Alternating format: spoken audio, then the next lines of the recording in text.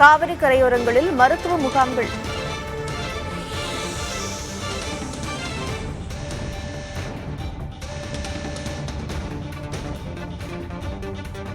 காவிரி கரையோரங்களில் மருத்துவ முகாம்கள் அமைக்கப்படும் என்று அமைச்சர் தெரிவித்திருக்கிறார். மருத்துவ முகாம்களின் எண்ணிக்கை 50ஆக அதிகரிக்கப்பட்டு தேவையான மருந்துகள் விநியோகம் செய்யப்படுவதாகவும் தெரிவிக்கப்பட்டிருக்கிறது.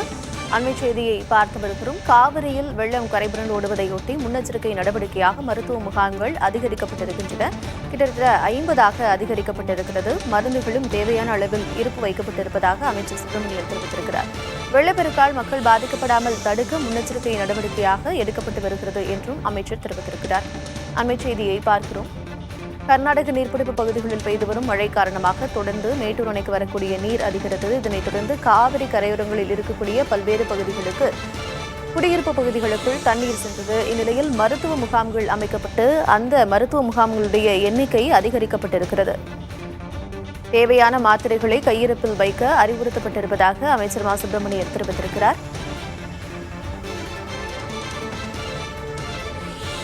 காவிரி கரையோர மாவட்ட மக்கள் நலனுக்காக முன்னெச்சரிக்கை நடவடிக்கையாக மருத்துவ முகாம்களின் எண்ணிக்கை அதிகரிக்கப்பட்டிருப்பதாக அமைச்சர் மா சுப்பிரமணியன் தெரிவித்திருக்கிறார்.